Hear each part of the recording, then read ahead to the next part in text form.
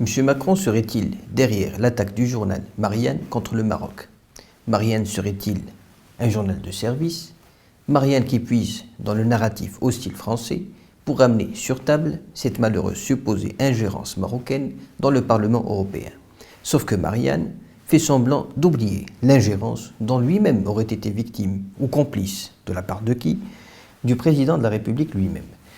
Réputé proche du patron milliardaire et tchèque du journal en question, Daniel Kretinsky, rappelons que le patron milliardaire intervint dans l'élection présidentielle 2022 pour apporter sa touche d'amitié à la couverture du journal qui titrait alors « La colère ou le chaos », avec Macron d'un côté, Macron et la colère d'une société française qui pèse contre lui, voyez ça continue avec la réforme des retraites, puis Le Pen de l'autre côté qui, soi-disant, apporterait le chaos, prêt à achever cette pauvre France.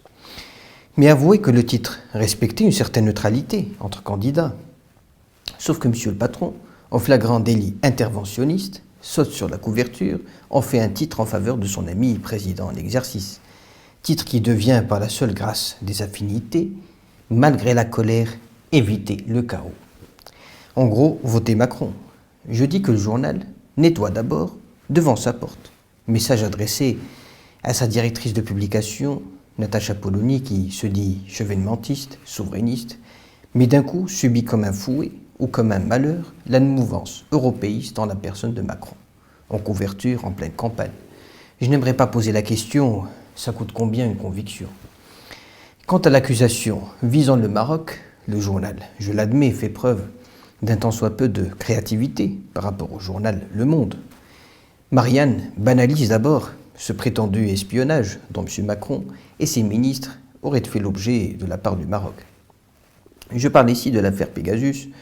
En écrivant ceci, je cite le journal, « Bien sûr qu'on s'espionne entre alliés, c'est même de cette façon que l'on sait que l'autre est bien un allié. » Et dit plus loin, « Mais le Maroc aurait aussi cherché à corrompre des eurodéputés. » Le journal s'amuserait-il à nous faire croire que l'affaire Pegasus est consommée, avérée, démontrée, que le Maroc aurait bel et bien, et à coup sûr, espionné le téléphone du président, et qu'on n'en parle plus, honte au Maroc? Mais ce n'est pas grave, on s'espionne bien entre alliés, comme on se livre à des embrassades. Mais là, passons à ce qui serait plus grave, à savoir l'ingérence sous couvert de corruption marocaine au sein du Parlement européen. Non mais, minute. D'abord, vous parlez des ministres de la Macronie, Jean Castex, lui-même, Premier ministre à l'heure des faits, démentit l'info. 2.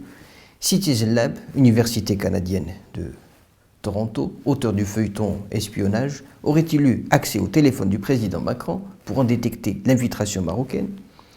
Les services français ont-ils permis cela? Pourquoi ces mêmes services français, que vous dites confirmer cette intrusion, information que vous êtes seul à glisser en peu de mots, et je trouve cela suspect, n'ont-ils pas devancé Citizen Lab, dans le cas où ce lab aurait eu accès au téléphone du président, bien que cela relève du fantasme?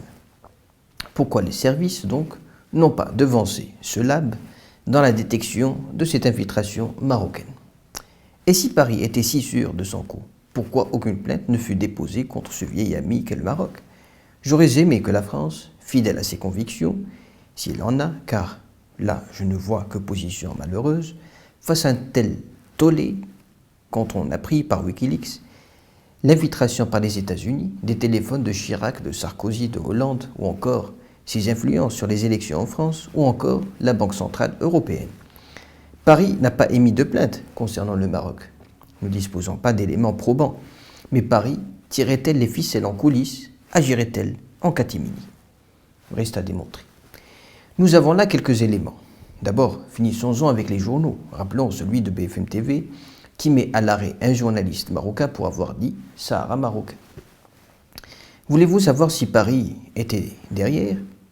Si je vous dis que le patron BFM TV, M. Drahi, est un ami du président, lequel président lui facilita l'achat de SFR quand il fut ministre de l'économie.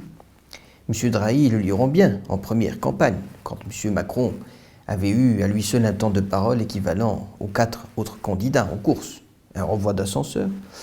Puis entre vous et moi, un milliardaire ferait acquisition d'un journal, je parle également de Marianne, sans avoir en tête, ne serait-ce qu'un instant, la manipulation de l'opinion publique au profit de quelques intérêts. La question reste ouverte.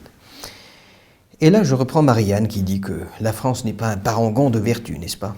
Enfin, concernant le Parlement européen, l'on sait bien que M. Séjourné, à la tête du groupe Renew, qui fait preuve d'activisme pour condamner le Maroc à tout prix, fut conseiller de Macron alors qu'il fut ministre de l'économie, aussi quand il devint président.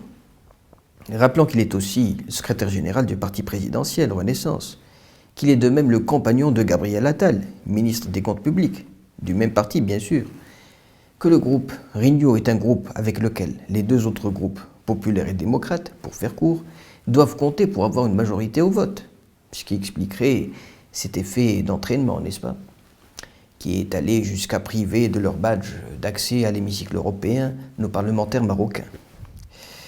Me ferez-vous croire que M. Séjourné agirait en dehors des directives de M. Macron? Je vous souhaite bon courage pour le prouver.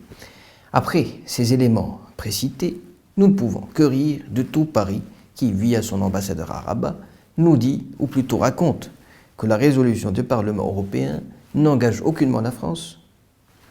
Je veux bien le croire. Pour finir, ce Parlement européen qui parle de liberté d'expression et des médias devrait d'abord, à mon sens, après ces éléments de supposée collusion précités, s'adresser aux siens de journalistes, aux siens de patrons de presse,